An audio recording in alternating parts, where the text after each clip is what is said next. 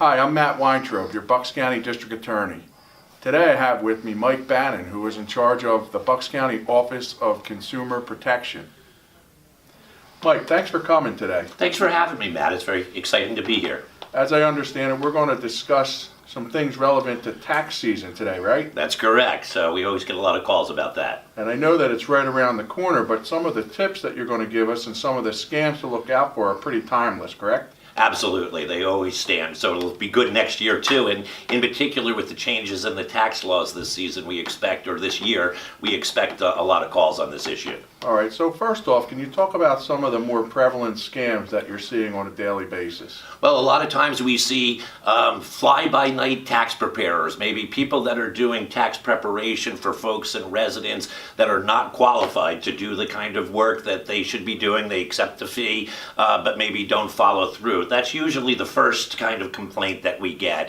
But I'm going to guess that a lot of the viewers out there have also gotten the IRS scam tax phone call where it says, you owe money to the IRS because you've made a mistake and you have to call us right away and pay us money or perhaps go to jail. It's a very threatening phone call. We have a lot of those calls too. And what should we do if we get that phone call?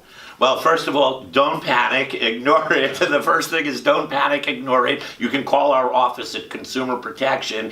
We can do a reverse search of the phone number to see if it's a real phone number. It's typically spoofed. But don't respond to it is the first thing. If the IRS is looking for you, if you've had a problem, they will contact you by the U.S. mail, not by a threatening phone call. I often tell people when I go and present on this topic that they shouldn't even answer the phone. Let it go right to voicemail, right, Mike? That's exactly correct. The least that you talk to any of these scam artists, and you never know who's calling nowadays on the phone, the better off you are. If you talk to them, they tend to call you back more, you get on lists, and then you're getting more phone calls. So first line of defense, let the answering machine get the call. If you don't know the number, if you happen to pick it up, say, no thank you, not right now, and do your homework. If you think perhaps you have some tax issue, contact our office. And this is one instance where it's okay to be rude on the phone and hang up on the caller, right? Absolutely. So once you pick it up, I usually just say thank you, not interested, regardless of what it is. All right, tell us about another scam that's pretty current or prevalent in this tax season. Well, again, with the change of the tax laws, there's a lot of upfront fees that get paid for people. That's usually the biggest thing that we have going on with it is people that are not tax preparers doing tax work. So you want to make sure you have a tax official or preparer that has a preparer tax identification number, and you can check that on irs.gov. So if somebody's going to prepare your personal taxes, make sure that they're registered with the IRS at irs.gov. And it seems to me another great tip to prevent a scam is never give out your information, especially your credit card information, over the phone.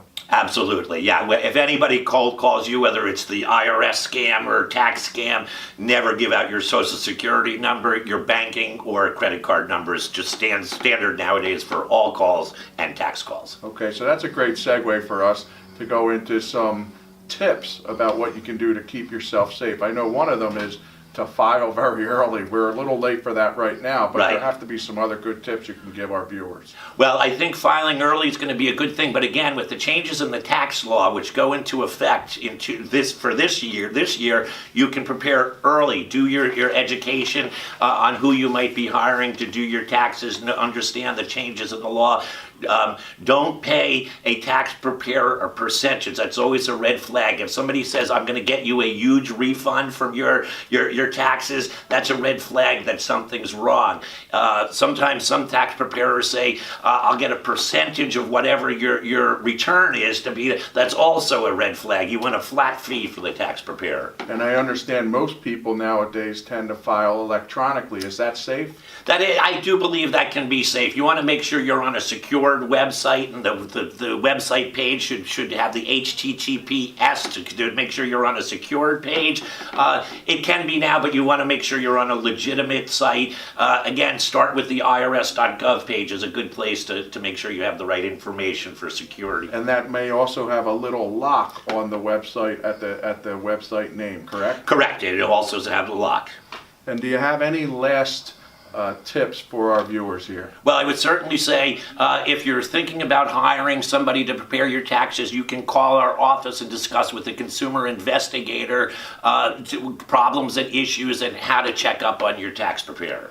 And that's a great way to end this. How do we get a hold of you, Mike, if we need you? There you go. You can always give us a call at Bucks County Consumer Protection. Our phone number is 215-348-6060. We'll have a consumer investigator can answer questions on this and other consumer-related issues. That's great. I'm Matt Weintraub, your Bucks County District Attorney, and with me has been Mike Bannon, the Director of Consumer Affairs for Bucks County.